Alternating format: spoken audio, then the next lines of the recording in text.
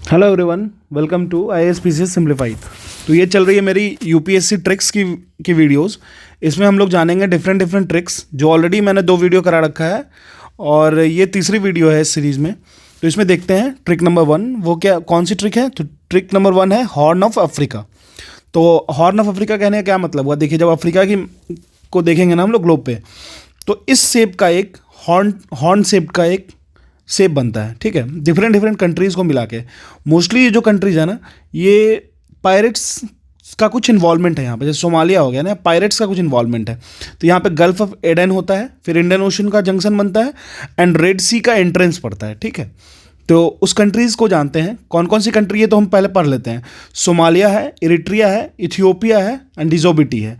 But इसकी trick जानते हैं। ट्रिक देखो, ट्रिक रहेगा तो आसान रहेगा क्योंकि इतनी वास्ट सिलेबस है ना। किसी भी स्टेट पीसीएस या फिर अगर हम यूपीएससी की बात करें, इतनी ज़्यादा वास्ट सिलेबस है कि हम उसको डायरेक्ट एग्जाम में ऐसे नॉर्मली बुक से पढ़ के नहीं लेके जा सकते हैं। तो मेरे पास कुछ ना कुछ ट्रिक होना चाहिए। तो ये पहली ट्रिक है हॉर्न ऑफ अफ्रीका की। तो कौन उस ट्रिक का नाम है, उस ट्रिक को आप याद रख सकते हो सीड से, SEED सीड से। सीड, S से सोमालिया, E से इरिट्रिया, E से इथियोपिया, D से डिजोबिटी। अब आप देख सकते हो ये हॉर्न शेप्ड है ना, आप आराम से देख सकते हो ये हॉर्न शेप्ड है। ठीक है, तो ये हो गया सोमालिया, इथियोपिया, इरिट्रिया, डिजोबिटी। क्लियर है। तो सीड इसकी ट्रिक हो गई। तो ये था इस सीरीज में पहला ट्रिक। अब नेक्स्ट ट्रिक पे जाते हैं। हम लोग समझेंगे कुछ ऐसे किंग्स के बारे में, एंशिएंट इंडिया के किंग्स के बारे में जो बुद्धिज़्म को प्रैक्टिस करते थे। ठीक है, जो बुद्धिज़्म को प्रैक्टिस करते थे। ठीक है, तो इसको हम लोग ध्यान रखते हैं। देखिए, आप पढ़ तो लोगे, ये चीज़ जान लोगे अशोका के बारे में, कनिष्क के बारे में, उदयन के बारे में, बिंबिसार के बारे में, बिंदुसार के बारे में, लेकिन जब एग्जाम में आएगा ना तो आप कंफ्यूज हो जाओगे। जब MCQ के पैटर्न में आएगा ना तो आप थोड़ा सा कंफ्यूज हो जाओगे कि आखिर ऐसा क्या है। ठीक है, मतलब कौन कौन से थे जो बुद्धिज़्म को फॉलो करते थे, कौन जैनिज़्म को फॉलो करते थे।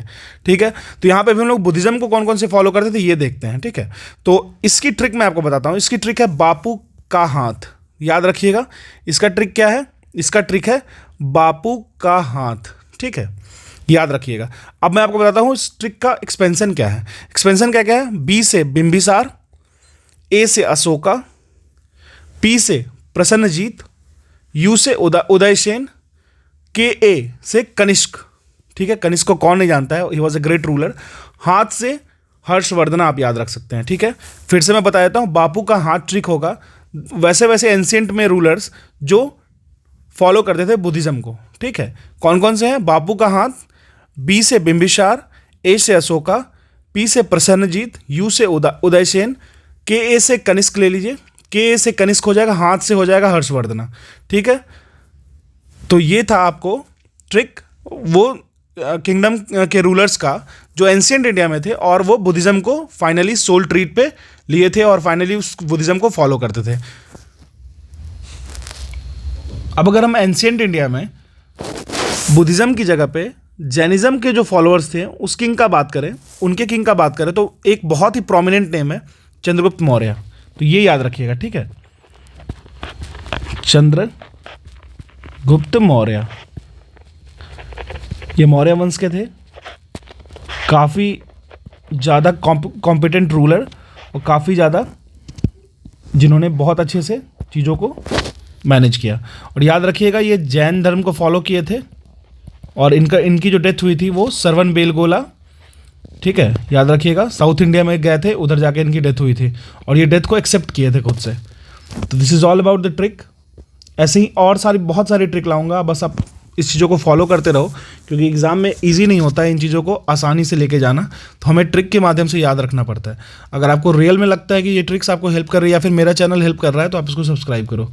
ठीक है, थैंक यू।